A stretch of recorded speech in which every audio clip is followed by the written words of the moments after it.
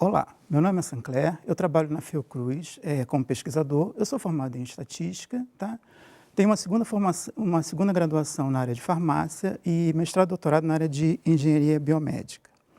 Atualmente eu estou lotado no Instituto Fernando de Figueira, que é uma unidade técnica da Fiocruz, voltada especificamente para a área da saúde da criança, da mulher e do adolescente. E as minhas linhas de pesquisa são todas voltadas na área da saúde da criança.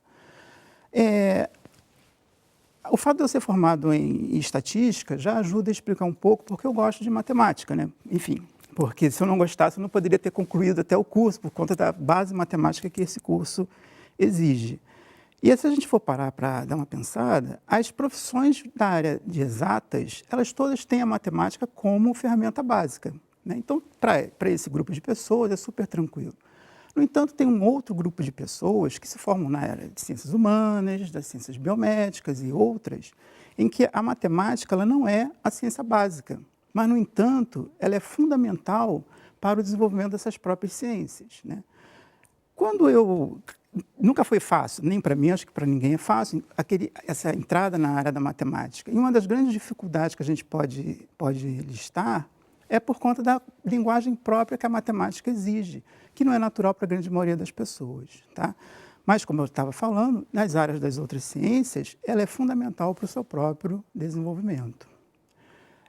Eu trabalho especificamente com pesquisas na área da saúde da criança, né? E se a gente for... Quando eu cheguei lá no hospital,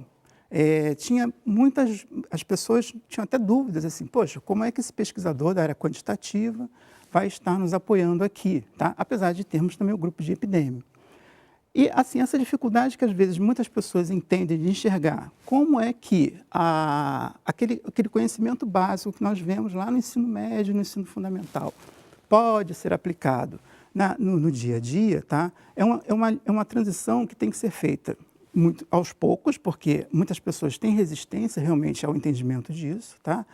E mostrando cada vez mais a utilidade desse conhecimento para esse grupo de pesquisadores que são de outras áreas mesmo, eles têm outros conhecimentos. E aí, quando a gente junta os nossos conhecimentos da área tecnológica com outros conhecimentos da área, no caso da medicina, da área biológica, da área biomedicina, tá? Nós conseguimos avançar e encontrar muitas soluções para muitas perguntas que são feitas nessa área.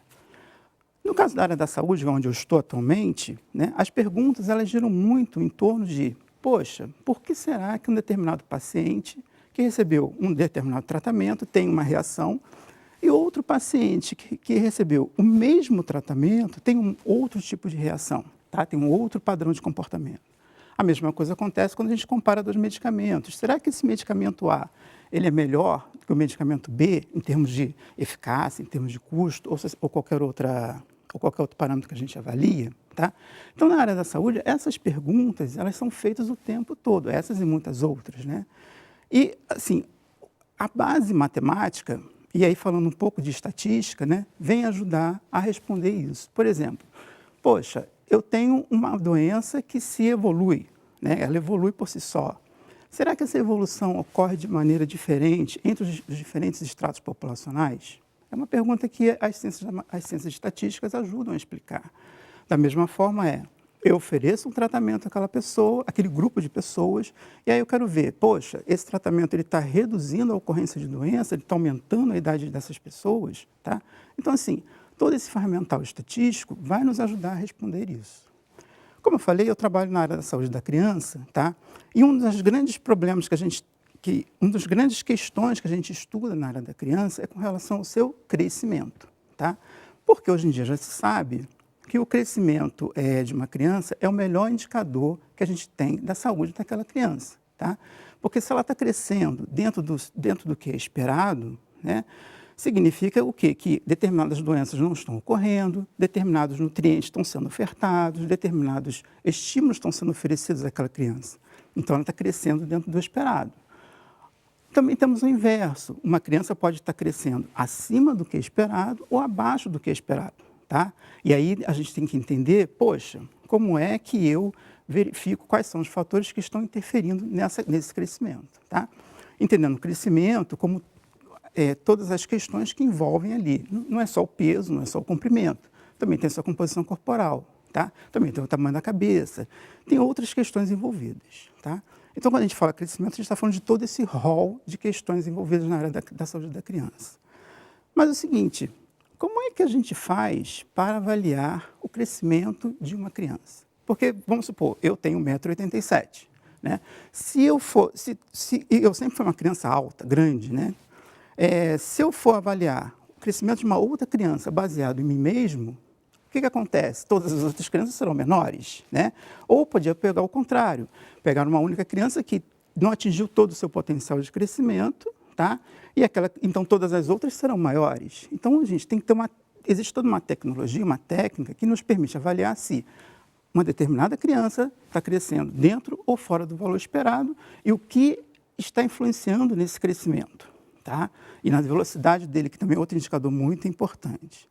Mas como é que a gente faz isso? As primeiras curvas de crescimento que se tem registro, elas foram feitas apenas com uma única criança, por mais incrível que isso pareça. Tá? Na época todo mundo achava aquilo o máximo, mas só que depois foram se verificando que isso tinha um grande problema. Tá? E aí começaram a surgir as técnicas de criação de curva. A primeira coisa que a gente faz quando vai criar uma curva é considerar qual população vai ser usada para a construção daquela curva. E isso é feito juntando, aí sim, a gente volta agora para os conhecimentos da biomedicina. Isso a gente é feito como? Selecionamos os grupos de indivíduos que atendem determinados critérios. Tá? Ele não pode ter uma doença de base que atrapalhe aquele crescimento, ele não pode ter estímulos nem maiores nem menores do que toda a população que vai ser analisada, entre outros fatores. Tá? Depois que a gente consegue todos esses dados, ou seja, conseguir os sujeitos, eu vou obter dados desses sujeitos. Tá? E esses dados eles vão nos ajudar a ter uma descrição desses sujeitos. A primeira coisa que a gente faz numa curva é descrever como são os sujeitos. Tá? Então, primeiro eu tenho que saber quantos são meninos, quantos são meninas, quais são as diferentes faixas etárias que existem naquela população analisada, tá? Se existe alguma doença de base, alguma característica naquela população que pode estar interferindo, tá bom? Então, tudo isso é utilizado na hora da construção da curva. E quando a gente constrói uma curva, tá? E a construção da curva, propriamente dita, ela é feita se baseando não só nas medidas individuais, mas também numa função matemática que vai permitir eu representar esse crescimento, ou, no caso, a velocidade de crescimento. Tá? Nós estabelecemos uma função e essa função matemática que vai descrever como é que aquela população específica está crescendo. Tá? Então, assim, existem curvas para vários tipos de população. Tá? Então, nós temos curvas até para a população de Down, por exemplo. Hoje em dia está se fazendo uma curva só para a população de Down, tá? Porque aí você consegue saber se aquele Down está crescendo ou não dentro do que é esperado. Quando a gente consegue construir a curva, tá? Toda a sua trajetória, né, vai nos dar uma ideia do seguinte: olha, determinadas crianças, essa criança que eu estou avaliando, ela está dentro do valor esperado, ou ela está acima do que era esperado para, sei lá, 97% da população, ou está abaixo do esperado para 3% da população. Tá? Então, eu consigo ver se aquela criança específica, ela está alcançando seu potencial de crescimento para aquela idade, tá? Ou não, se ela ultrapassou o potencial ou se ela não alcançou aquele potencial. Então, tem 3 situações: quem está acima, quem está no meio e quem está abaixo. Todas essas 3 situações a gente tem que investigar. Tá? Então, assim, por que esse grupo de crianças está dentro do valor esperado? Que fatores que me levaram a ela estar naquele valor esperado? Ou as crianças que estão acima, por que ela ultrapassou o potencial? Será que foi ofertado algum macronutriente ou micronutriente que fez ela superar o potencial?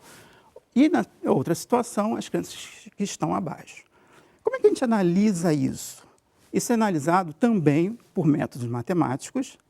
A gente traça uma equação matemática do tipo y é igual a mais bx. Eu acho que a gente vê essa equação, sei lá, na 8ª série, alguma coisa assim, que são as equações de primeiro grau.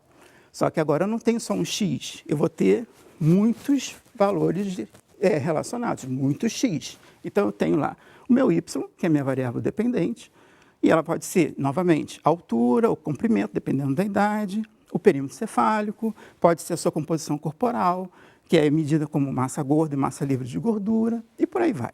Tá? Então, eu estipulo essa equação matemática E aí eu tenho que obter os valores que representam, que corrigem essa equação, né, que a gente está chamando de coeficiente. Antigamente, e aí eu digo antigamente, antes do advento da computação, tá? Essas equações elas eram resolvidas, só que elas eram resolvidas manualmente. Tá?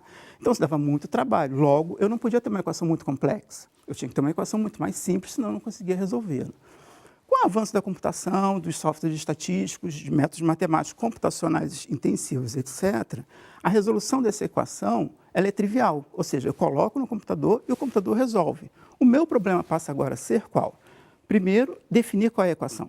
Essa é uma das questões mais difíceis, às vezes, que tem quando se trabalha com o crescimento de criança. Ou seja, que variáveis estão biologicamente relacionadas com aquele crescimento. Porque, se a gente pensar, eu estou querendo